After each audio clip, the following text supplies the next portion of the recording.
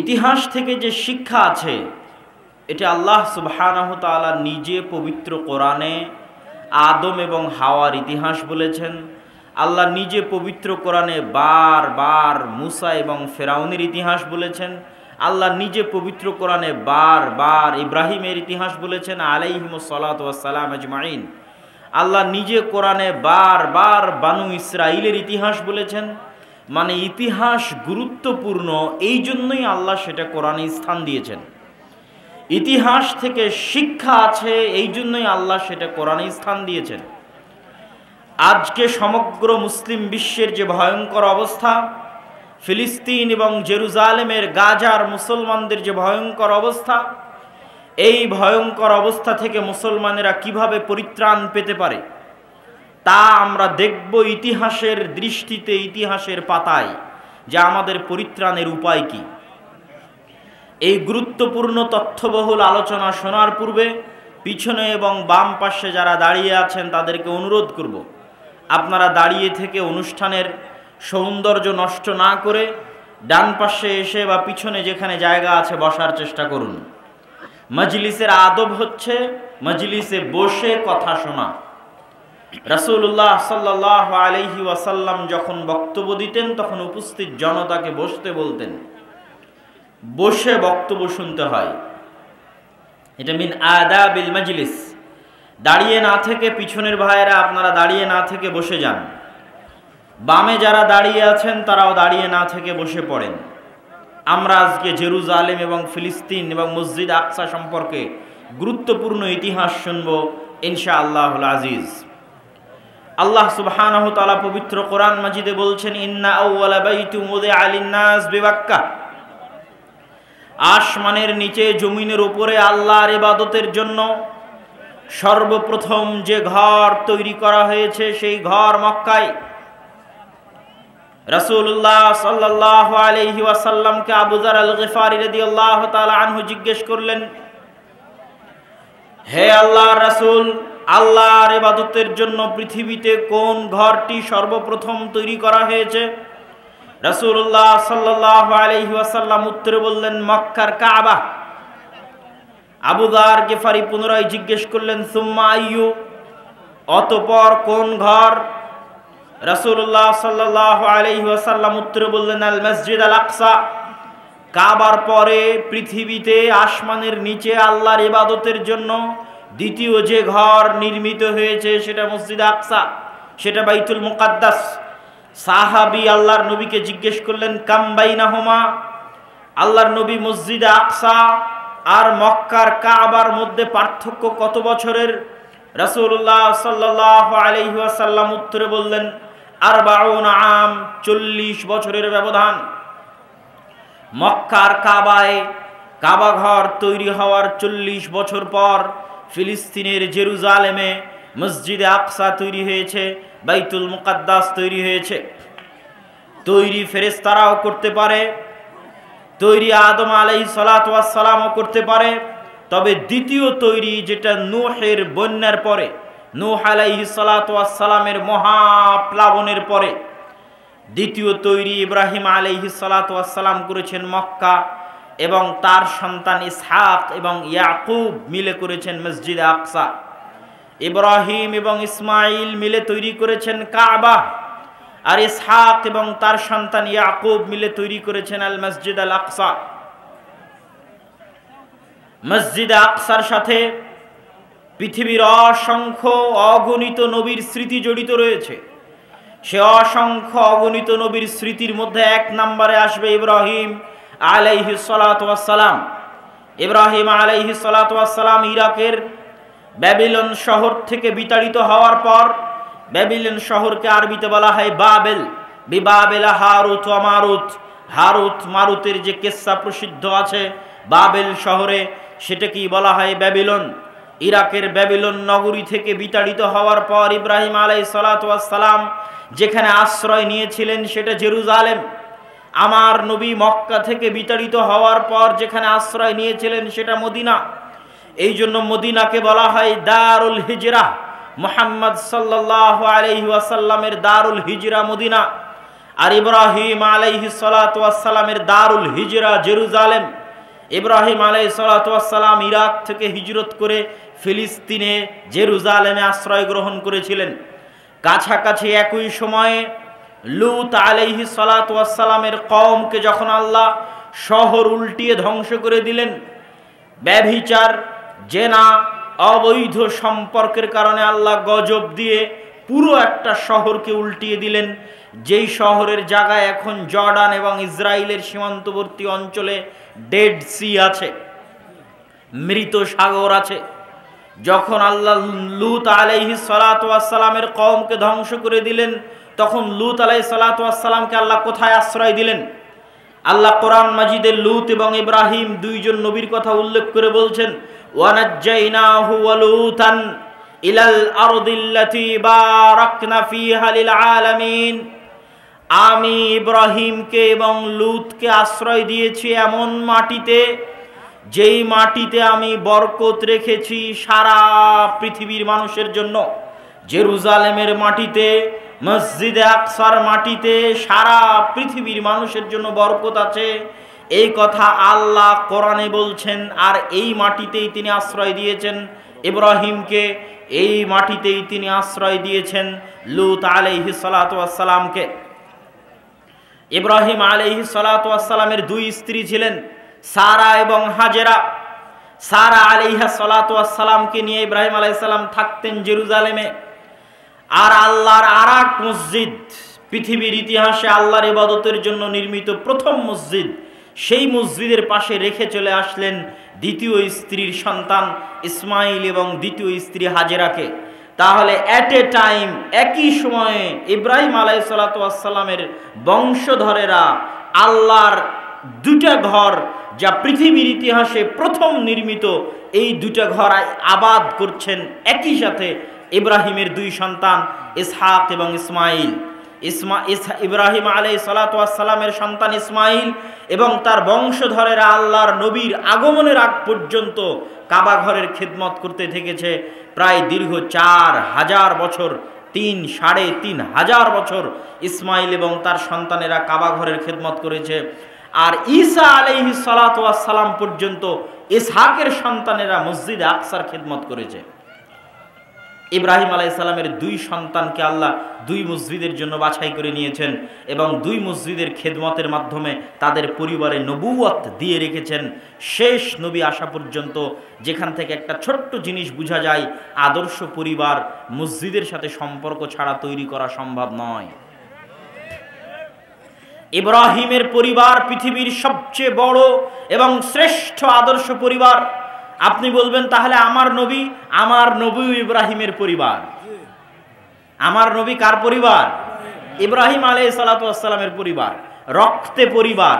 তার বাপ এবং তার দাদা রক্তে। ইব্রাহিমের সন্তান ইসমাইলের বংশধর হচ্ছে মুহাম্মদ সাল্লাল্লাহু আলাইহি সাল্লাম। তাহলে পৃথিবীর শ্রেষ্ঠ আদর্শ পরিবার তৈরি করেছিলেন ইব্রাহিম আলাইহিস সালাতু ওয়াস সালাম, যার পরিবারের মধ্যে আল্লাহ শেষ নবী পর্যন্ত সব নবী পাঠিয়েছেন। ইব্রাহিমের পরে আর কোনো বংশে আল্লাহ নবী পাঠাননি, আর কোনো গোত্রে আল্লাহ নবী পাঠাননি, সব নবী ইব্রাহিমের বংশে পাঠিয়েছেন। মানে শ্রেষ্ঠ পরিবার ইব্রাহিমের পরিবার।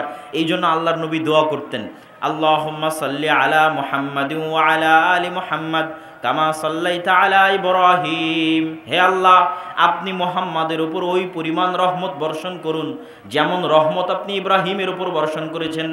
হে আল্লাহ, আপনি মুহাম্মাদের পরিবারের উপর ওই পরিমাণ রহমত এবং বরকত বর্ষণ করুন যেমন রহমত বরকত আপনি ইব্রাহিমের পরিবারের উপর বর্ষণ করেছেন। তাহলে কি বোঝা গেল? আল্লাহর নবী কামনা করছেন তার পরিবারের উপর ওই রকম রহমত বর্ষণ আসুক যেই রকম রহমত এবং বরকত আল্লাহ ইব্রাহিমের পরিবারে দিয়েছেন। তো ইব্রাহিমের পরিবার রহমত বরকত পেল কিভাবে? ইব্রাহিমের দুই সন্তান দুই মসজিদের খাদেম। আপনার ছেলেকে মসজিদের খাদেম বানিয়ে দিতে হবে, মসজিদে আজান দেওয়া শিখাতে হবে, মসজিদে ঝাড়ু দেওয়া শিখাতে হবে, তবেই আদর্শ পরিবার তৈরি হবে। ইব্রাহিমের আদর্শে আদর্শিত হবে, মুহাম্মদ সাল্লাল্লাহু আলাইহি ওয়াসাল্লামের আদর্শে আদর্শিত হবে। আমরা আলোচনা করছিলাম মসজিদ আকসা এবং জেরুজালেমের সাথে নবীদের সম্পর্ক। ইব্রাহিমের পরে ইসহাক, ইসহাকের পরে ইয়াকুব এবং ইয়াকুবের পরে ইউসুফ। ইব্রাহিমকে ইউরোপ এবং আমেরিকার লোক ইংরেজিতে বলে আব্রাহাম। ইসহাককে ইউরোপ এবং আমেরিকার লোক ইংরেজিতে বলে আইজ্যাক, ইয়াকুবকে ইউরোপ আমেরিকার লোক ইংরেজিতে বলে জ্যাকব, আর ইউসুফকে বলে জোসেফ। ওই একই নবী, ইতিহাসও কাছাকাছি, ঘটনাও কাছাকাছি, নামের উচ্চারণের পার্থক্য। ইউসুফ আলাইহিস সালাতু ওয়াস সালাম ভাইদের ষড়যন্ত্রে কুয়ায় নিক্ষিপ্ত হয়ে সেখান থেকে মিশরের বাজারে বিক্রি হয়ে গেলেন। ফিলিস্তিনের সাথে আজ যেমন মিশরের যোগাযোগ ভালো, আজ থেকে ৫-৬ হাজার বছর আগেও ফিলিস্তিনের সাথে মিশরের যোগাযোগ ভালো ছিল। এই জন্য ইউসুফ আলাইহিস সালাম ফিলিস্তিনের কুয়ায় পড়ে বিক্রি হলেন মিশরের বাজারে। মিশরের বাজারে বিক্রি হয়ে বাদশার বাড়িতে কাজ করে, লম্বা ঘটনা। অর্থমন্ত্রীর দায়িত্ব পাওয়ার পর ভাইদের সাথে পুনরায় যখন সাক্ষাৎ হলো, ভাইয়ের মাধ্যমে বাবা ইয়াকুবকে দাওয়াত দিলেন মিশরে। ইয়াকুব আলাইহিস সালাতু ওয়াস সালাম ৭০ জনের বিশাল পরিবার নিয়ে মিশরে চলে গেলেন ফিলিস্তিন থেকে। এই প্রথম ফিলিস্তিনের জেরুজালেম থেকে ইব্রাহিমের বংশের একটা শাখা ইসহাক এবং তার সন্তানেরা ফিলিস্তিন থেকে চলে গেলেন মিশরে। আজকেও গাজায় যদি আপনি ত্রাণ পাঠাতে চান, মিশরের রাস্তা ব্যবহার করেই পাঠাতে হবে। আদিকাল থেকে ফিলিস্তিনের সাথে মিশরের যোগাযোগ ভালো। মিশরে গেলেন ইউসুফ আলাইহিস সালাতু ওয়াস সালামের পরে ২০০-২৫০ বছর যাবৎ বানু ইসরায়েলেরা ভালো ছিল। ২০০-২৫০ বছর পর যখন ফেরাউনেরা ক্ষমতা দখল করে নিল, তখন আগের ক্ষমতা যার যার সাথে জোট ছিল, যে আগের সরকারের সাথে কাদের জোট ছিল, তো আগের সরকারের সাথে ইউসুফ আর তার পরিবার বানু ইসরায়েলের জোট ছিল। এই জন্য ফেরাউন ক্ষমতায় আসার পর আগের সরকারের সাথে যাদের জোট ছিল তাদেরকে হত্যা করতে লাগলো। তার পিছনে তার স্বপ্নও ছিল যে তার ক্ষমতা হারিয়ে যেতে পারে বানু ইসরায়েলদের কাছে। এটার কথা আল্লাহ কোরআনে বলছেন, ওয়াইজ নাজ্জাইনাকুম মিন আলি ফিরাউন ইয়াসুমুনাকুম সুআল আযাবি যাববিহুনা আবনাকুম ওয়া ইস্তাহিয়ুনা নিসাআকুম। এই বানু ইসরাইলেরা, তোমরা স্মরণ করো ওই দিনের কথা, স্মরণ করো ওই সময়ের কথা যখন ফেরাউনকে সাগরে ডুবিয়ে দিয়ে তোমাদের বাঁচিয়ে দিয়েছিলাম। কোন ফেরাউনকে সাগরে ডুবিয়ে দিয়েছিলাম?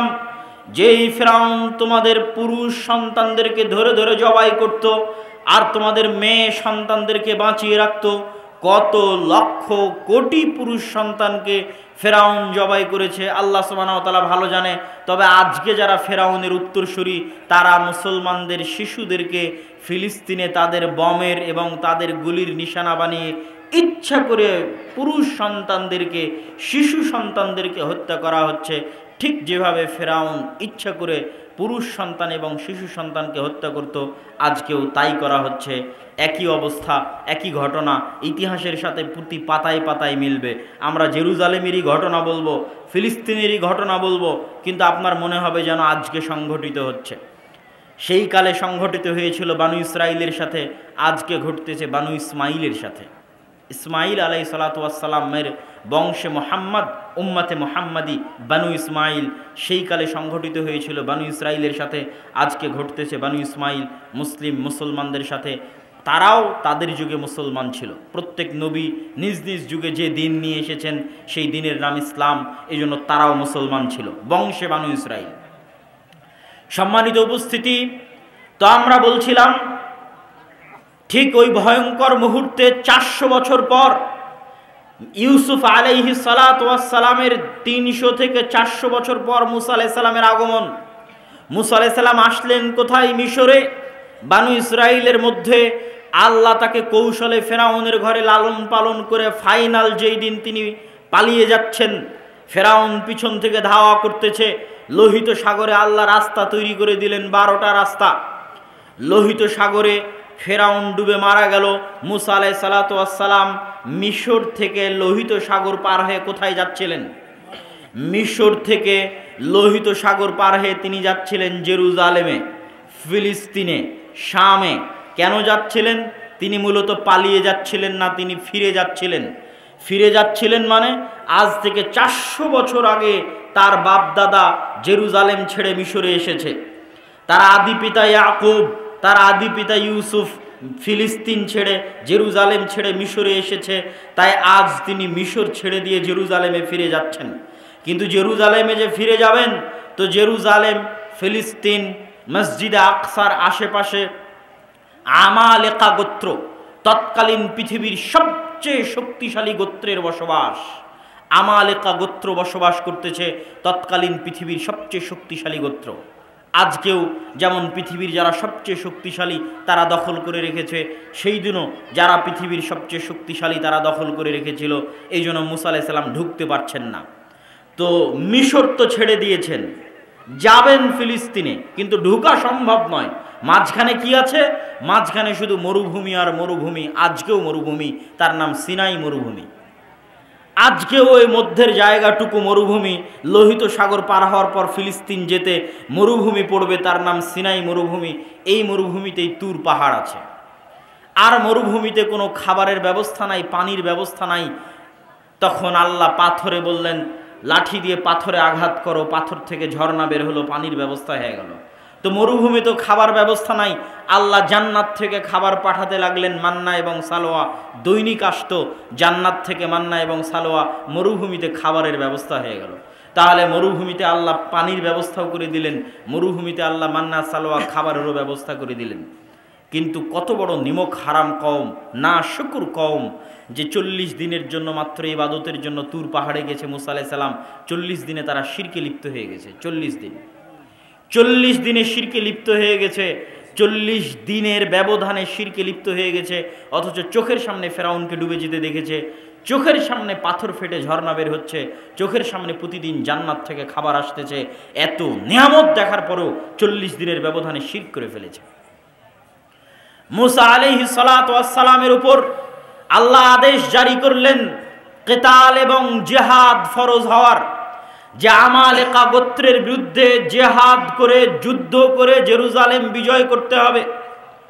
মুসা আলাইহিস সালাতু ওয়াস সালাম আল্লাহর পক্ষ থেকে আদেশ পেয়ে বনি ইসরাইলকে বললেন, ইয়া কওমি দুখুলুল আরদাল মুকাদ্দাসা আল্লাতী কাতাবাল্লাহু লাকুম, হে আমার কওম, তোমরা এই পবিত্র শহরের উদ্দেশ্যে রওনা করো। এই পবিত্র শহর আল্লাহ তোমাদের জন্য দিয়েছেন, এই পবিত্র শহর যুদ্ধ করে বিজয় করতে হবে। তখন বানু ইসরাইলেরা উত্তরে বলল, ইন্না ফিহা কওমান জাব্বারিন। মুসা আলাইহিস সালাতু ওয়াস সালাম, আপনি বলেন কি? এখানে তো পৃথিবীর সবচেয়ে শক্তিশালী জাতির বসবাস। আজকে যেমন পৃথিবীর সবচেয়ে শক্তিশালী জাতির বসবাস, কালকেও পৃথিবীর সবচেয়ে শক্তিশালী জাতির বসবাস ছিল। আমরা কেমনে এখানে প্রবেশ করব? ইযহাব আনতা ওয়া রাব্বুকা ফাকাতিলা। মুসা আলাইহিস সালাতু ওয়াস সালাম, আপনি এবং আপনার আল্লাহ, আপনি এবং আপনার প্রতিপালক মিলে গিয়ে যুদ্ধ করেন। আপনি আর আল্লাহ মিলে যেই দিন যুদ্ধ শেষ হবে সেই দিন আমাদের ডাকিয়েন। নাউজুবিল্লাহি মিন যালিক। অথচ এই কওম কয়দিন আগে দেখলো ফেরাউন ডুবে গেল, কয়দিন আগে দেখলো পাথর ফেটে ঝর্ণা বের হচ্ছে, কয়দিন আগে দেখলো আসমান থেকে খাবার আসতেছে, এখনো আসতেছে। অথচ তারা মুখের উপর বলে দিল, আপনি আর আপনার আল্লাহ গিয়ে যুদ্ধ করেন। মুসা আলাইহিস সালাতু ওয়াস সালাম হতাশা প্রকাশ করলেন। আল্লাহর পক্ষ থেকে আযাব আসলো, গজব আসলো। 40 বছর ইয়াতিহুনা ফিল আরজ ইন্নাহা মুহাররামাতুন আলাইকুম, তোমাদের জন্য 40 বছর এই সিনাই মরুভূমিতে পাগলের মতো ঘুরতে থাকবে, এটা তোমাদের জন্য আযাব। 40 বছর পাগলের মতো ঘুরতে থাকতে থাকতে একটা সময় মুসা আলাইহিস সালাতু ওয়াস সালাম মারা গেলেন। মুসা আলাইহিস সালাতু ওয়াস সালাম যখন মারা যাচ্ছেন তখন অন্তরে এই ব্যথা নিয়ে মারা যাচ্ছেন যে তিনি জেরুজালেম, মসজিদে আকসা বিজয় করতে পারেননি। এটা আমাদের মূল পয়েন্ট, যে নবীদের জীবনের সাথে মসজিদে আকসার কি সম্পর্ক। এই কষ্টে মুসা আলাইহিস সালাম মারা যাওয়ার সময় দোয়া করছেন যে ফাসাআলা মুসা, মুসা আলাইহিস সালাতু ওয়াস সালাম আল্লাহর নিকটে দোয়া করলেন, আইয়ুদনিয়াহু মিনাল আরজিল মুকাদ্দাসাতি বিরমিয়াতি হাজারিন, যে হে আল্লাহ, আমি তো আমার কওমের নাফরমানির কারণে, না শুকরির কারণে জেরুজালেম বিজয় করতে পারলাম না। আমার মৃত্যুটা মসজিদে আকসার এত কাছে দেন, এত নিকটে দেন, যেন মসজিদে আকসা থেকে একটা ঢিল মারলে আমার কবরে এসে পড়ে। হাদিস বুখারী, মুহাম্মদ সাল্লাল্লাহু আলাইহি ওয়াসাল্লাম বলছেন, আমি যদি আজ ফিলিস্তিনে থাকতাম তাহলে তোমাদেরকে দেখাতাম কোথায় মুসার কবর আছে। তাহলে মসজিদে আকসার নিকটে মারা যাওয়ার দোয়া করে মুসা আলাইহিস সালাতু ওয়াস সালাম দুনিয়া থেকে বিদায় নিয়েছেন। এটা হলো মসজিদে আকসার সাথে নবীদের সম্পর্ক। সম্মানিত উপস্থিতি, প্রত্যেক মুসলমান পরিবার প্রত্যেক মুসলমান সন্তানের অন্তরে মসজিদে আকসার প্রতি ভালোবাসা থাকতে হবে এবং এই কষ্ট থাকতে হবে যে আমরা মসজিদে আকসায় যেতে পারি না, আমরা মসজিদে আকসা জিয়ারত করতে পারি না, মসজিদে আকসায় 2 রাকাত সালাত আমরা আদায় করতে পারি না। এই কষ্ট অন্তরে অনুভব করতে হবে। প্রত্যেক যারা মক্কা এবং মদিনায় হজ এবং উমরা করতে যায় তাদের মনে রাখতে হবে এই পৃথিবীতে আল্লাহর আরও একটি পবিত্র ঘর আছে, যা আমাদের নবীও সেই পবিত্র ঘরের সাথে সম্পৃক্ত, যা আমরা ধারাবাহিক ইতিহাসে বলবো। সেই পবিত্র ঘরে আমরা যেতে পারি না, যাওয়া হয় না। 70 বছর থেকে 80 বছর থেকে ওই পবিত্র ঘরে যাওয়ার রাস্তা মুসলমানদের জন্য, বিশ্বের মুসলমানদের জন্য বন্ধ হয়ে আছে। মুসা আলাইহিস সালামের অন্তরে যেমন কষ্ট ছিল, প্রত্যেক মুমিনের অন্তরে এরকম কষ্ট থাকতে হবে। সালাহুদ্দিন আইয়ুবী এই কষ্টে শপথ করেছিলেন, এই কষ্টেই শপথ করেছিলেন যে আমি হজ ওই দিন করব, আল্লাহর বাইতুল্লাহ ওই দিন দেখতে যাব যেই দিন আল্লাহর পৃথিবীতে আর একটা যে 3য় ঘর আছে, ওই 3য় ঘর যেই দিন উদ্ধার করতে পারবো সেই দিন। এবং মসজিদ আকসা বিজয়ের আগে সালাহুদ্দিন আইয়ুবী হজ করেননি, আল্লাহর ঘর দেখতে যাননি। কেননা পৃথিবীতে তখন আরও আল্লাহর তো মোট 3টে পবিত্র ঘর, তো পৃথিবীর আরও একটা পবিত্র ঘর তো বিধর্মীদের দখলে, কাফেরদের দখলে। তো কেমনে কাফেরদের দখলে রেখে তিনি আল্লাহর আর একটা ঘর জিয়ারতে যেতে পারেন? এই কষ্ট ব্যথা নিয়ে তিনি, এই কষ্ট থাকার কারণেই তিনি যুদ্ধে জয়লাভ করতে পেরেছিলেন। সম্মানিত উপস্থিতি, তো মুসা আলাইহিস সালামের এই কষ্ট প্রত্যেক মুমিনের হৃদয়ে থাকতে হবে।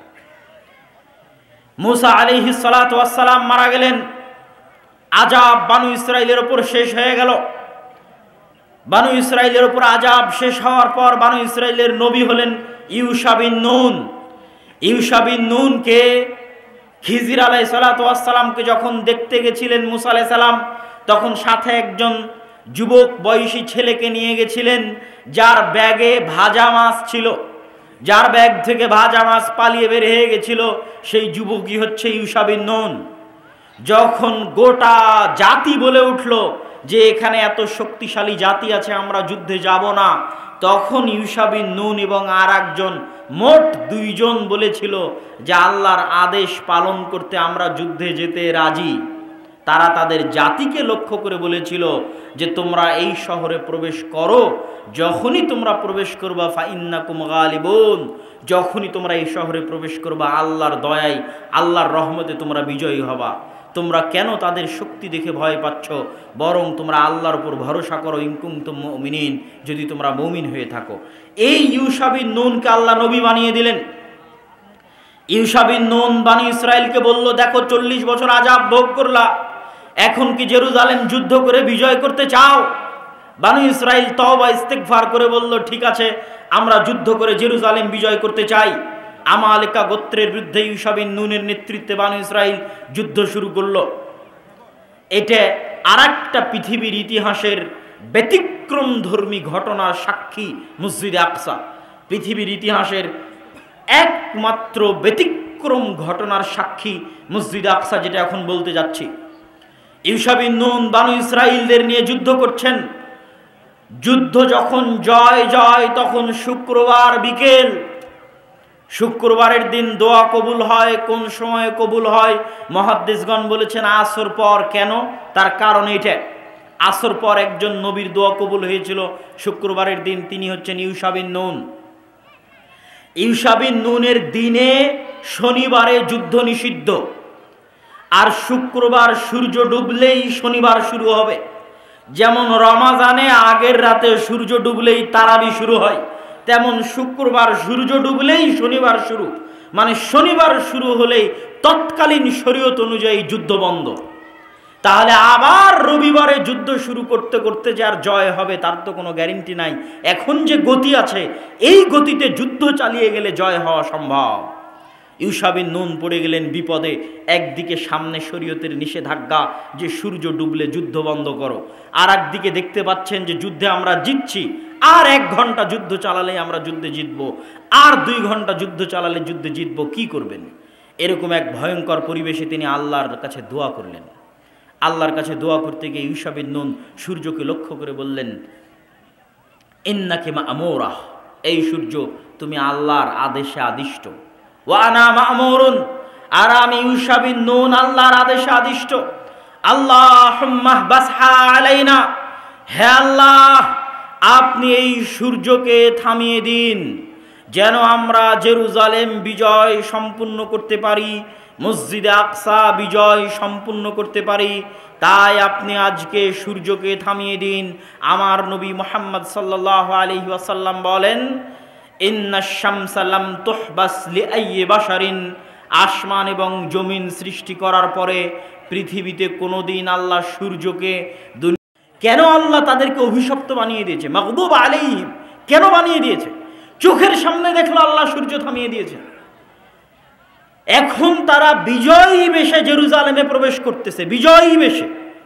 তো বিজয়ী বেশে যে জেরুজালেমে প্রবেশ করতেছে, তো আল্লাহ আদেশ দিচ্ছে, শোনো, এই দীর্ঘ আযাব শাস্তি, কতদিন ফেরাউনের অধীনে শাস্তি ভোগ করলা, তারপরে সিনাই মরুভূমিতে 40 বছর পাগলের মতো ঘুরলা, এখন তোমাদেরকে জেরুজালেম বিজয় করার তৌফিক দিলাম। যখন জেরুজালেমে প্রবেশ করবা, মাথা নিচু করে সুজ্জাদান, মাথা নত করে সিজদাবনত অবস্থায় জেরুজালেমে প্রবেশ করবা, আর মুখে বলতে থাকবা হিত্তাতুন হিত্তাতুন হিত্তাতুন। হিব্রু ভাষায় আমরা আরবিতে যেমন বলি আস্তাগফিরুল্লাহ আস্তাগফিরুল্লাহ আস্তাগফিরুল্লাহ, তো হিব্রু ভাষায় আস্তাগফিরুল্লাহ হচ্ছে হিত্তাতুন হিত্তাতুন হিত্তাতুন, মানে মাথা নিচু করে সিজদা অবস্থায় জেরুজালেমে প্রবেশ করবা আর মুখে বলতে থাকবা আস্তাগফিরুল্লাহ আস্তাগফিরুল্লাহ আস্তাগফিরুল্লাহ। কত বড় নিমক হারাম কওম! সবাই যে করেছে তা নয়, কিন্তু তাদের একদল মানুষ আল্লাহর এই আদেশকে লঙ্ঘন করে মাথা নিচু না করে আগে পিছন দিল জেরুজালেমে প্রবেশ করার জন্য। বলেন নাউজুবিল্লাহ। আল্লাহ কোরআনে বর্ণনা করেছে এই ঘটনা, ভাই আমি বলছি না, সব ঘটনা যা বলছে সূরা বাকারার মধ্যে বনী ইসরাঈলদের ঘটনা আল্লাহ বলেছেন। এই বিজয়ের পরে তারা পিছন সামনে দিয়ে মাথা উঁচু করে শহরে প্রবেশ করলো আর মুখে বলতে লাগলো হিনতাতুন। হিনতাতুন মানে হচ্ছে গমের দানা। হিনতাতুন মানে কি? গমের দানা। আর হিত্তাতুন মানে আস্তাগফিরুল্লাহ। এই জন্যই এই যে ইতিহাস থেকে শিক্ষা, এই ইতিহাস থেকে শিক্ষা নিয়ে আমার নবী কি করেছিলেন, আগের আর একটা ইতিহাস থেকে শিক্ষা নিয়ে সাহাবীরা কি করেছিলেন, দুটাই বলি। বানু ইসরাঈল মুসা আলাইহিস সালামকে বললেন আপনি আর আপনার আল্লাহ গিয়ে যুদ্ধ করেন। বদরের দিন সাহাবীরা আল্লাহর নবীকে বলেছিলেন, মুসার কওম যেমন মুসাকে বলেছিল আপনি আর আপনার আল্লাহ যুদ্ধ করেন, আমরা আনসার আর মুহাজিররা আপনাকে বলবো না যে আপনি আর আপনার আল্লাহ গিয়ে যুদ্ধ করেন। আপনি আগুনে ঝাঁপ দিতে বললে আমরা আগুনে ঝাঁপিয়ে পড়ব, সমুদ্রে ঝাঁপ দিতে বললে সমুদ্রে ঝাঁপিয়ে পড়ব, জীবনে এবং মরণে আপনার সাথে। আল্লাহর নবীর সাহাবীরা আল্লাহর নবীকে বলেছিলেন ওই ঘটনা থেকে শিখে। এবার আমার নবী যেই দিন ফাতহে মাক্কা করছেন, ইতিহাস খুলেন, দীর্ঘ 10 বছর 12 বছর পরে যখন মুহাম্মদ সাল্লাল্লাহু আলাইহি সাল্লাম মক্কায় বিজয়ী বেশে প্রবেশ করছেন, তখন মুহাম্মদ সাল্লাল্লাহু আলাইহি সাল্লাম মক্কার সবচেয়ে উঁচা সাইড থেকে প্রবেশ করেছেন। তিনি নিজে বাছাই করেছেন যে মক্কায় তিনি নিচ থেকে উপরে উঠবেন না, মক্কায় তিনি উপর থেকে নিচে নামবেন। কোন দিক দিয়ে নামলে মক্কায় উপর থেকে নামা যাবে সেটা সেই জায়গা বাছাই করে তিনি মক্কার উপরের সাইড দিয়ে, এবার উট যখন ধীরে ধীরে মক্কায় নামতেছে তখন মুহাম্মদ সাল্লাল্লাহু আলাইহি ওয়াসাল্লামের মাথা উটের যে হাওদাজ থাকে সেই হাওদাজের উপর ঠেকিয়ে দিয়েছেন, সিজদাবনত অবস্থায় মুখে আল্লাহর জিকির আজকার এবং তাসবিহ তাহলিল পড়তে পড়তে মুহাম্মদ সাল্লাল্লাহু আলাইহি ওয়াসাল্লাম মক্কা শহরে প্রবেশ করেছেন। বলেন আল্লাহু আকবার। এটা হলো ইতিহাস থেকে শিক্ষা। তাহলে বনী ইসরাঈলের সাথে কি ঘটতেছে তা থেকে আপনাকে শিখতে হবে। এরা এই কওম আল্লাহর এত দয়া দেখার পর এত বড় নিমক হারাম কেমনে হয়ে গেল? এরা তো নবীদেরই সন্তান ছিল, কেমনে এত বড় নিমক হারাম হয়ে গেল, এত বড় নাশুকর হয়ে গেল কেন? তার কারণ আমি যখন মুসলমানদের অবস্থা দেখি যে মুসলমানেরা পৃথিবীতে কেন এত অধপতনে চলে গেল, এত নিচে নেমে গেল, তখন বিশেষ করে ইউরোপ সফরের পর আমার কাছে এটা পরিষ্কার হয়েছে বানু ইসরাঈলের অবস্থা আর মুসলমানদের অবস্থা। পার্থক্য কি? বানু ইসরাঈল যে ওই যে 300 বছর ফেরাউনের গোলামি করেছে, গোলামিতে স্বভাব নষ্ট হয়ে গেছে। কথা কি বুঝতে পারছেন? মানুষ যখন স্বাধীন থাকে, টাকা পয়সা থাকে, ক্ষমতা থাকে, তখন হৃদয় প্রশস্ত থাকে, হিম্মত উঁচু থাকে, অন্তর প্রশস্ত থাকে, হিম্মত উঁচু থাকে। যখন আপনি গোলাম, পালিয়ে বেড়াচ্ছেন, লুকিয়ে বেড়াচ্ছেন, খাওয়ার জায়গা নাই, থাকার জায়গা নাই, তখন আস্তে আস্তে অন্তর ছোট হয়ে যায়। ছোট হতে হতে তাও আবার কত বছর? 200 থেকে 300 বছর অন্তর ছোট হয়ে গেছে। অন্তর ছোট হয়ে চরিত্র বিকৃত হয়ে গেছে। ঠিক আজকের মুসলমানদের, সারা বিশ্বের মুসলমানদের যে অধপতন, তার কারণ হচ্ছে আজ থেকে 60-70 বছর আগে দুই একটা মুসলিম দেশ বাদে সবগুলো মুসলিম দেশ প্রায় 150 থেকে 200 বছর ঔপনিবেশিক শাসন আমলের অধীনে ছিল, কলোনিয়াল সিস্টেম। আমরা ভারত, পাকিস্তান, বাংলাদেশ ছিলাম ব্রিটিশদের অধীনে 190 বছর। আমাদের স্বভাব চরিত্র যে বিকৃত হয়ে গেছে, ওই 190 বছর আগের যারা মুসলমান তারা আমার আপনার মতো ছিল না। ওই 190 বছর আগের মুসলমানের হিম্মত ছিল, হৃদয় প্রশস্ত ছিল, লক্ষ্য স্থির ছিল। আমাদের চরিত্র বিকৃত হয়ে গেছে 190 বছরে। গোলামি করতে করতে, ব্রিটিশদের গোলামি করতে করতে আমরা মেন্টালি জন্মগত বাই বর্ন গোলাম। আমরা এখনো ভারত, পাকিস্তান, বাংলাদেশের মুসলমানেরা জন্মগত গোলাম। ওই 190 বছরের ট্রমা, কেউ যখন দেখে যে তার চোখের সামনে খুব ভয়ঙ্কর কিছু ঘটেছে, ও ট্রমায় ভুগে। তো মুসলমানেরা ওই 190 বছর গোলামির ট্রমা থেকে বের হতে পারেনি। এটা আরও অনুভব করলাম কখন, যখন দেখলাম যে ফ্রান্সের রাজধানী প্যারিসের আইফেল টাওয়ারের সামনে রাত 12টা-1টায় যারা সিগারেট খাচ্ছে সবই মুসলমান, যারা মদ এবং জুয়া খেলতেছে সবই মুসলমান। তো ওরা একটাও ইন্ডিয়া, পাকিস্তান, বাংলাদেশের মুসলমান নয়। তাহলে কোথাকার মুসলমান? ওই ফ্রান্স যেই দেশ শাসন করত ঔপনিবেশিক শাসন আমলে, ওই দেশের মুসলমান। আলজেরিয়া, মরক্কো, নাইজেরিয়া তথা আফ্রিকান কান্ট্রি ফ্রান্স শাসন করত। ফ্রান্স, ইতালি, স্পেন এরা আফ্রিকান কান্ট্রিগুলোকে ভাগ করে নিয়েছিল। তো ওদের চরিত্র এদের শাসনে বিকৃত হয়ে গেছে। এদের অধীনে ওরা 190-200 বছর থেকেছে। এখন ওই ট্রমা থেকে ওরা বের হতে পারেনি, কেন? গোলাম। আমরা 190 বছর গোলাম ছিলাম, এখনও আমরা ওই ট্রমা থেকে বের হতে পারিনি। আমাদের চরিত্র এই জন্য বিকৃত। তো ওরা 300 বছর গোলাম ছিল ফেরাউনের, এই জন্য সকাল সন্ধ্যা নিমক হারামি করতেছে, ছোট লোকের মতো কথা বলতেছে নবীর সাথে আর আল্লাহ সুবহানাহু তাআলার সাথে। আমাদের অবস্থাও আজ অনুরূপী। সম্মানিত উপস্থিতি, এবার আমরা দেখব দ্বিতীয়বার জেরুজালেম বিজয়ের ঘটনা আর এক নবীর হাতে। তার নাম দাউদ। দাউদ আলাইহিস সালাতু ওয়াস সালামের নাম শুনেছেন? দাউদ আলাইহিস সালাতু ওয়াস সালামের হাতে জেরুজালেম বিজয়ের ঘটনা আল্লাহ কয়েক পৃষ্ঠা যাবত সূরা বাকারার মধ্যে বর্ণনা করেছেন। আল্লাহ সুবহানাহু ওয়া তাআলা শুরু করেছেন সূরা বাকারার 243 নম্বর আয়াতে, আর গিয়ে শেষ করেছেন প্রায় বলা চলে 252-53 নম্বর আয়াতে গিয়ে আল্লাহ সুবহানাহু ওয়া তাআলা শেষ করেছেন পুরো 2 পৃষ্ঠা। দাউদ আলাইহিস সালামের জেরুজালেম বিজয়ের ঘটনা আল্লাহ বলেছে। শুরু কিভাবে? এই যে ইউশা বিন নুনের হাতে জেরুজালেম বিজয় হলো, তারপরেও যে তারা আল্লাহর আদেশ অমান্য করলো, এইভাবে আল্লাহর আদেশ তারা অমান্য করতে থেকেছে। তখন আল্লাহ তাদের উপর আযাব দিয়েছে। আযাবে তারা জেরুজালেম থেকে বিতাড়িত হয়ে গেছে। আযাবে তারা জেরুজালেম থেকে বিতাড়িত হয়ে গেছে। দেখেন, আজকে আপনাদের বলতে এবং ভাবতে কষ্ট লাগলেও আমরা মুসলমানেরা আযাবের মধ্যে আছি। কিসের মধ্যে আছি? আযাবের মধ্যে আছি। আমাদের চরিত্রের কারণে, আমাদের অভ্যাসের কারণে। মসজিদে আকসা আমাদের হাতে নাই, বাহ্যিক কারণ যেটাই হোক, অভ্যন্তরীণ কারণ হচ্ছে আমাদের আমল, উম্মতে মুহাম্মাদির আমল। বিমা কাসাবাত আইদিনা, আমাদের আমলে আমরা মসজিদে আকসা হারিয়েছি। আমাদের তাকওয়া, পরহেজগারিতার অভাব এবং গুনাহের কারণে আমরা মসজিদে আকসা হারিয়ে দিয়েছি। তো ওদের ওপর আল্লাহ আযাব পাঠালেন, জেরুজালেম থেকে বিতাড়িত করে দিলেন, ঘর বাড়ি ছাড়া হয়ে গেল। আজ আমাদের মুসলমান ভাইয়েরা ঘর বাড়ি ছাড়া আছে, মিলবে, একদম হুবহু মিলবে। ওই ঘর বাড়ি ছাড়ার কথা এটার মধ্যেও পাবেন। এই জেরুজালেমের কথাই বলবে যে কেমনে তারা ঘর বাড়ি ছাড়া হয়েছে। ঘর বাড়ি ছাড়া অবস্থায় জীবনযাপন কাটাতে কাটাতে ক্লান্ত হয়ে গেছে। তৎকালীন নবী শামুয়েলকে গিয়ে বলছে, আপনি আল্লাহর কাছে দোয়া করেন না, আল্লাহ আমাদের জন্য একজন শক্তিশালী বাদশাহ পাঠাক, যেন আবার আমরা জেরুজালেম বিজয় করতে পারি। আল্লাহ কিন্তু আমাদেরও শিখিয়ে দিয়েছে যে তোমরা দোয়া করবা সুলতানান নাসিরা, যেন আল্লাহ তোমাদের জন্য একজন শক্তিশালী বাদশাহ পাঠায়। হে আল্লাহ, আপনি আমাদের উম্মতে মুহাম্মাদিকে, ফিলিস্তিনকে, জেরুজালেমকে, গাজার মুসলমানদেরকে উদ্ধার করার জন্য শক্তিশালী শাসক পাঠান। বলেন আল্লাহুম্মা আমিন। এই দোয়া তারাও করেছে নবীর কাছে গিয়ে। আল্লাহ বলছে, আলাম তারা ইলাল মালাই মিন বানি ইসরাঈল মিন বাদি মূসা ইয ক্বালু লিনাবিয়্যিন লাহুম বা'আস লানা মালিকান নুকাতিল ফি সাবিলিল্লাহ। হে নবী, আপনি তো আল্লাহর সাথে কথা বলেন, আল্লাহর কাছে দোয়া করেন, আল্লাহ আমাদের জন্য একজন বাদশা দিক, ওই বাদশার পিছনে আমরা যুদ্ধ করব। তো নবী জানতেন এই বানু ইসরাইলের স্বভাব, যে এরা কত বড় নিমক হারাম, এটা তিনি জানতেন। তো তিনি নবী উত্তরে কি বলছেন? হাল আসাইতুম ইন কুতিবা আলাইকুমুল কিতালু আল্লা তুকাতিলু, আরে আমি আল্লাহর কাছে দোয়া করে যদি একজন রাজা নেই, তারপরে তোমরা যে যুদ্ধ করবে আর গ্যারেন্টি কি? তোমরাই তো তারা যারা মুসা আলাইহিস সালামের সাথে যুদ্ধ করনি, তো তোমরা যে মুখ ফিরিয়ে নিবে এর কোনো গ্যারেন্টি আছে? তখন তারা উত্তরে বলছে, ওয়ামা লানা আল্লা নুকাতিলা ফি সাবিলিল্লাহ ওয়া ক্বাদ উখরিজনা মিন দিয়ারিনা ওয়া আবনাইনা, এই যে বাড়ি থেকে তাড়িয়ে দেওয়া, আরে আমরা কেন যুদ্ধ করব না? আমরা তো আমাদের বাড়িঘর ছাড়া হয়ে গেছি। আজকের মুসলমানেরা বাড়িঘর ছাড়া আছে না নাই ভাই?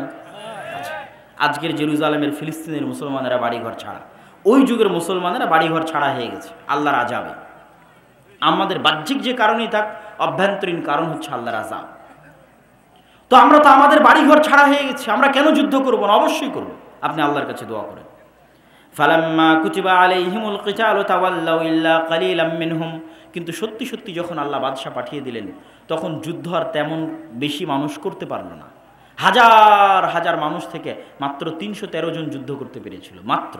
বাকি সব পরীক্ষায় ফেল করেছে। কিভাবে আল্লাহ তাদের পরীক্ষা করেছিলেন সেটাও বলছেন। ক্বাদ বা'আসা লাকুম তালুতা মালিকা, তখন নবী বলে দিলেন আল্লাহ তোমাদের জন্য রাজা করে দিয়েছেন তালুতকে।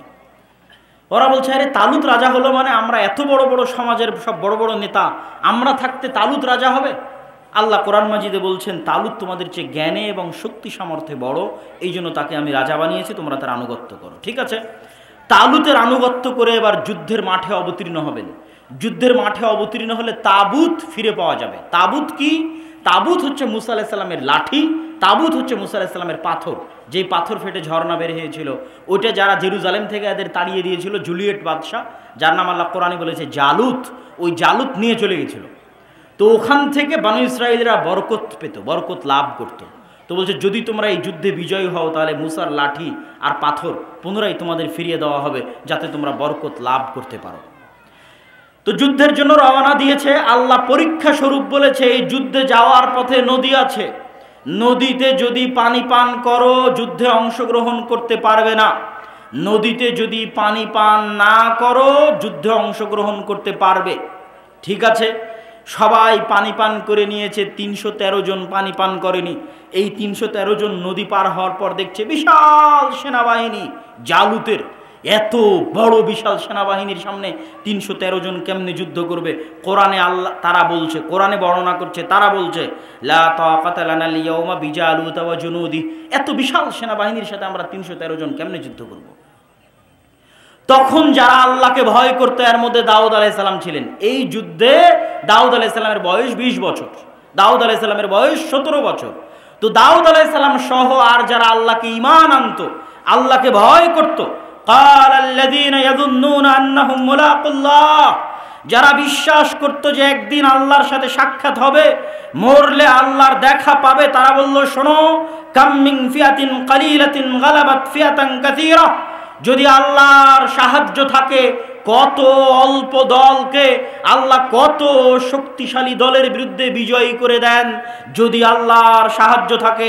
আল্লাহু মা'আস সাবিরিন, আল্লাহ ধৈর্যশীলদের অন্তর্ভুক্ত।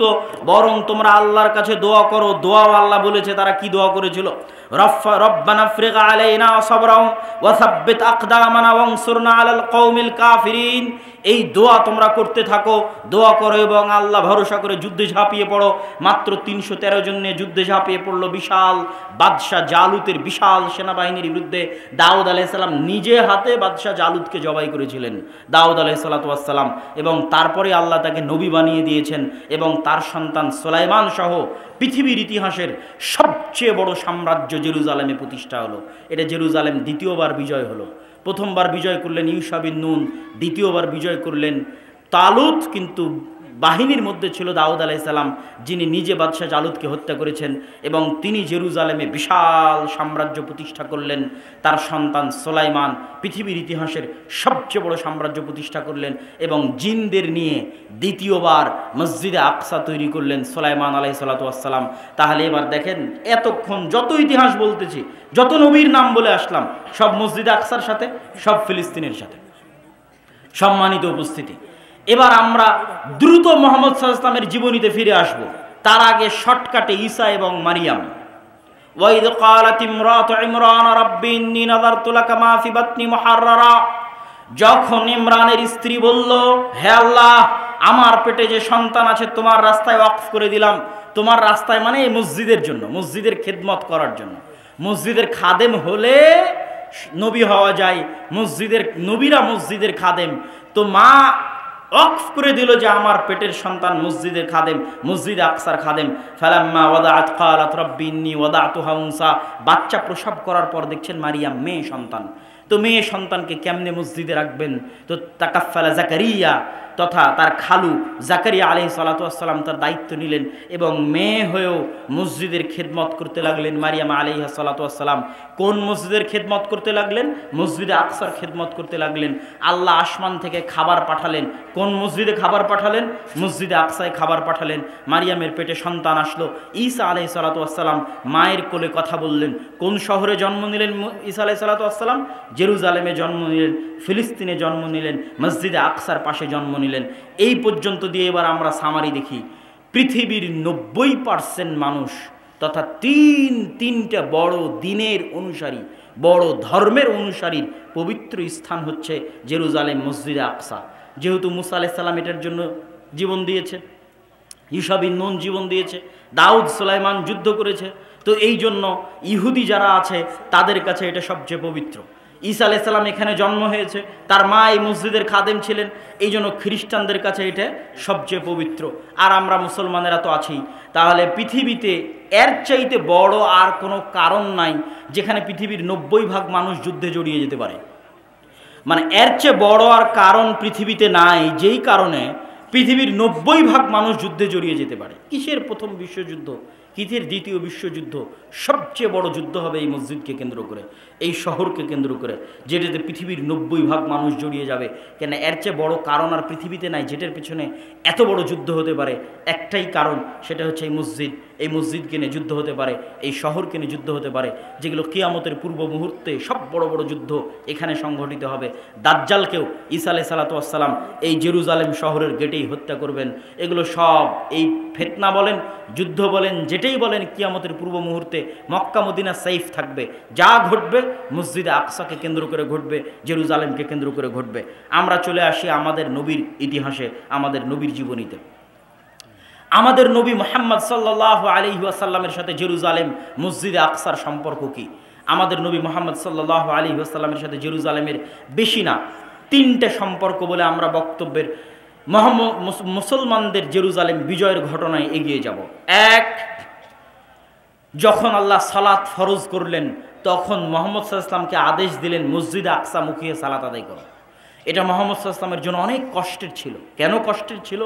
তিনি জন্মের পর থেকে দেখছেন কাবা সবচেয়ে পবিত্র ঘর। তার বাপ দাদা আদি পুরুষ কাবা ঘরের খেদমত করেছে। সেই কাবা ঘরকে পাশে রেখে, সেই কাবা ঘরকে নিজের কাছে রেখে আল্লাহ বলছে মসজিদে আকসা মুখিয়ে সালাত আদায় করে। তাই একদিন দুই দিন নয়, 17 মাস। কদ নারা তাকাল্লুবা ওয়াজহিকা ফিস সামা।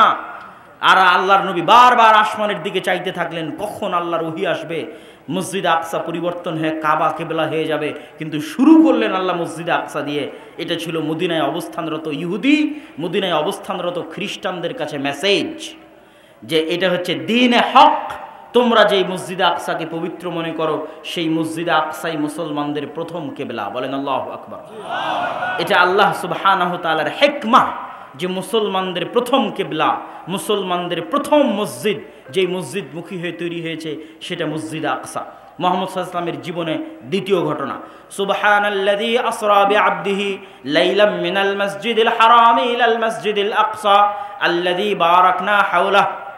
ওই সত্তার পবিত্রতা বর্ণনা করছি যিনি তার বান্দা মুহাম্মদ সাল্লাল্লাহু আলাইহি ওয়াসাল্লামকে মসজিদে হারাম মক্কার কাবা থেকে রাতের বেলা সফর করিয়েছেন মসজিদে আকসায়।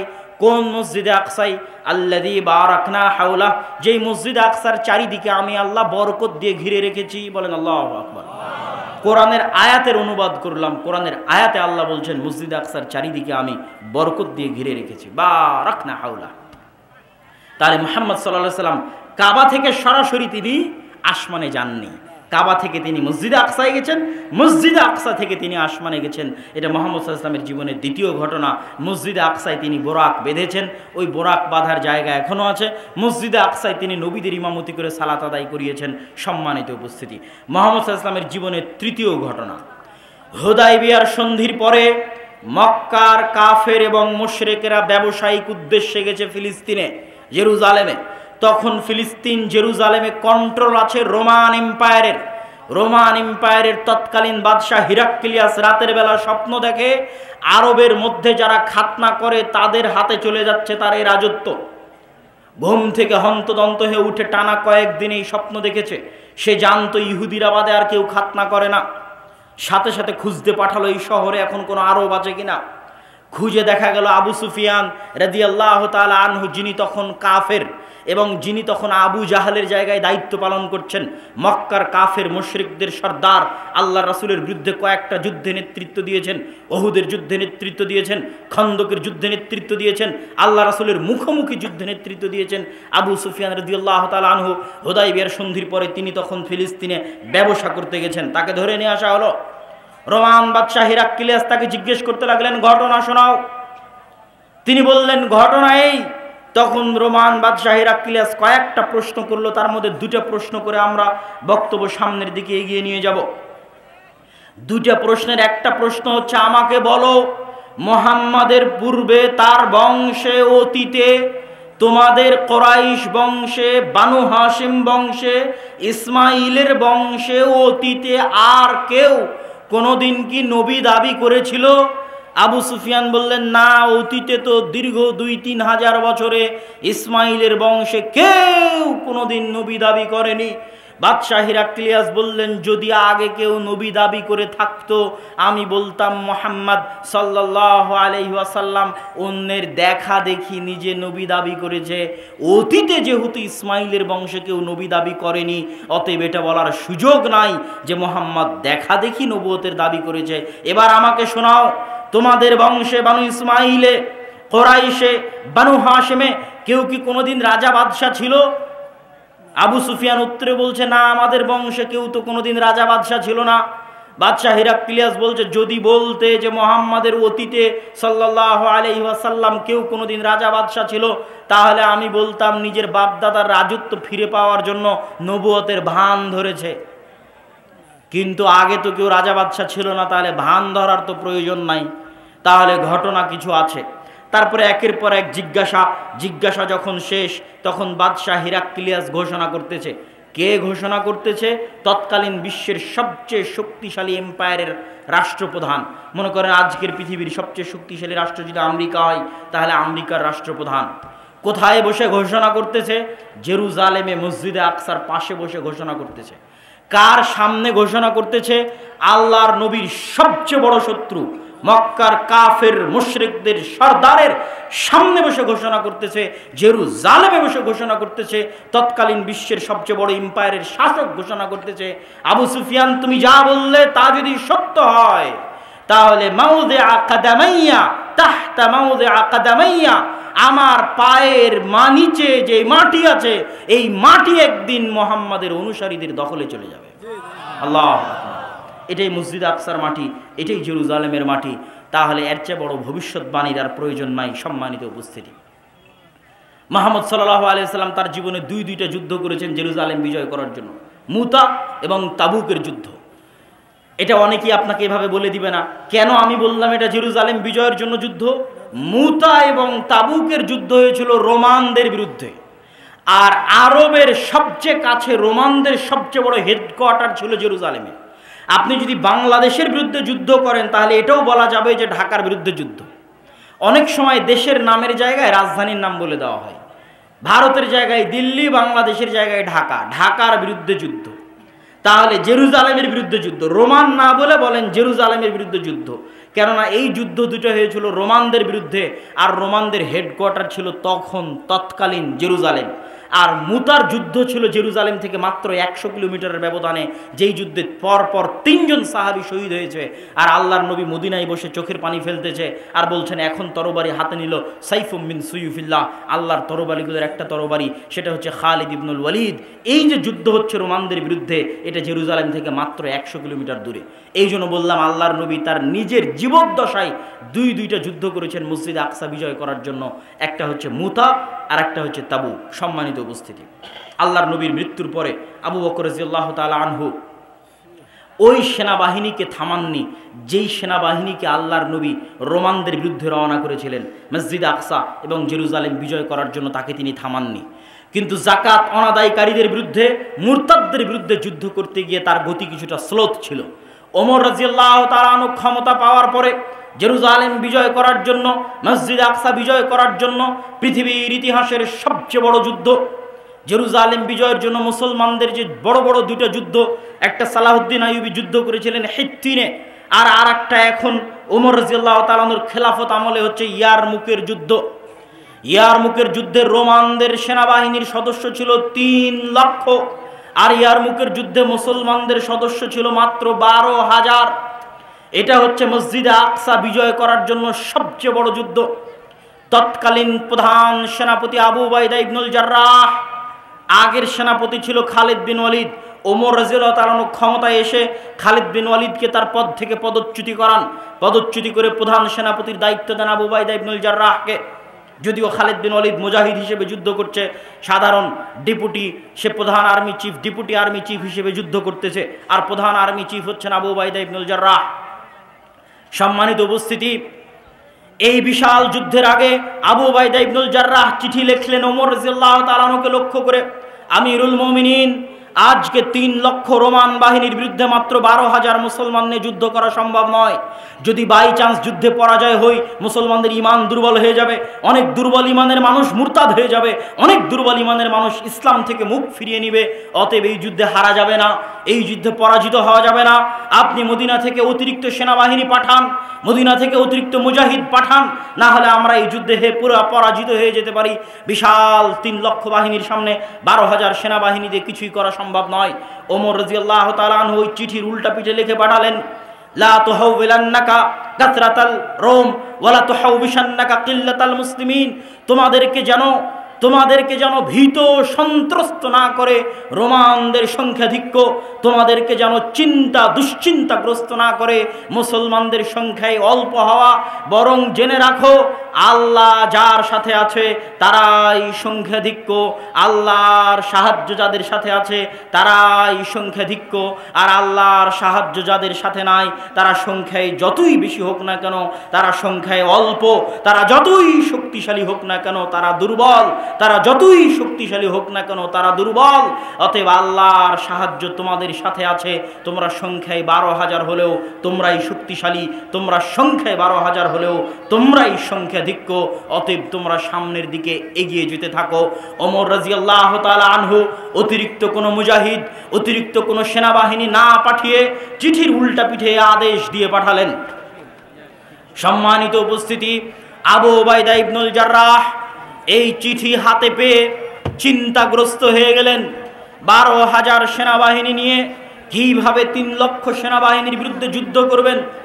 চিন্তাগ্রস্ত হয়ে যাওয়ার পরে তিনি খালিদ বিন ওয়ালিদের সাথে পরামর্শ করছেন। খালিদ বিন ওয়ালিদ পরামর্শ দাও, আমিরুল মুমিনিন খলিফাতুল মুসলিমিন কাউকে পাঠাননি, আমরা 12,000 মানুষ কেমনে 3 লক্ষের বিরুদ্ধে যুদ্ধ করব? খালিদ বিন ওয়ালিদ বললেন, আবু উবাইদা ইবনুল জাররাহ, আপনি যদি কিছু মনে না করেন আমি একটা কথা বলি, আমার কথা আপনি রাখবেন। আবু উবাইদা ইবনুল জাররাহ বললেন, বলো খালিদ। খালিদ বিন ওয়ালিদ, বলো কি কথা? খালিদ বিন ওয়ালিদ বললেন, যেহেতু আমিরুল মুমিনিন কোনো সাহায্য পাঠায়নি, আজকের ইয়ারমুকের যুদ্ধের দায়িত্বটা আপনি আমাকে দিয়ে দেন। আপনি যদিও কাগজে কলমে প্রধান সেনাপতি, কিন্তু আজকে ইয়ারমুকের যুদ্ধে আমি খালিদ বিন ওয়ালিদ প্রধান সেনাপতির দায়িত্ব পালন করব। আমার এই কথাটুকু যদি আপনি রাখেন তাহলে আমাকে প্রধান সেনাপতির দায়িত্ব দিয়ে দেন। আবু উবাইদা ইবনুল জাররাহ বললেন, ঠিক আছে, কোনো সমস্যা নাই, খালিদ তুমি প্রধান সেনাপতির দায়িত্ব পালন করো।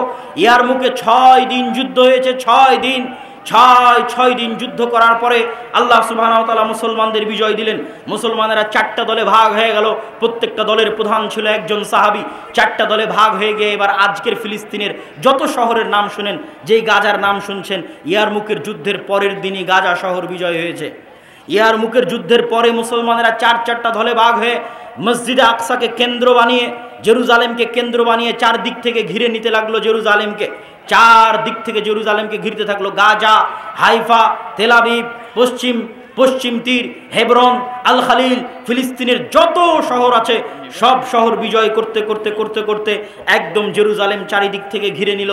ওই দিন জেরুজালেমের পাশে 4000 সাহাবী ছিলেন। 1 মাস জেরুজালেম ঘিরে রাখা হলো। পাদ্রী চাবি হস্তান্তর করবে না যতক্ষণ না আমিরুল মুমিনিন খলিফাতুল মুসলিমিন না আসবে। চিঠি লিখে পাঠানো হলো।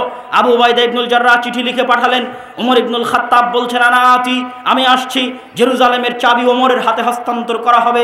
ওমর রাদিয়াল্লাহু তাআলা আনহুর ওই ঐতিহাসিক ঘটনা, যখন তিনি মদিনা থেকে ফিলিস্তিন গেছিলেন একজন মাত্র খাদেম সাথে করে নিয়ে, এবং খাদেমের সাথে পালাক্রমে কখনো তিনি